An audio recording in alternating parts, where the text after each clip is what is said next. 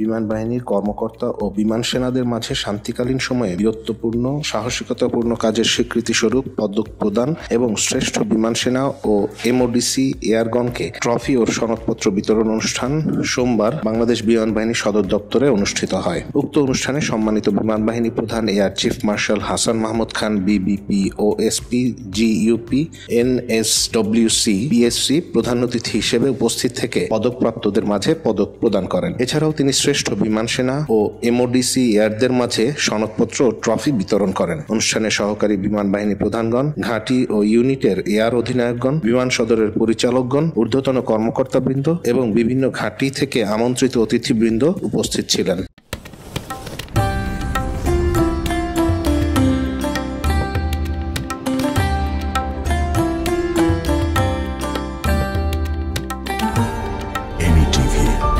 স্বাধীন বাংলার স্বাধীন কণ্ঠ।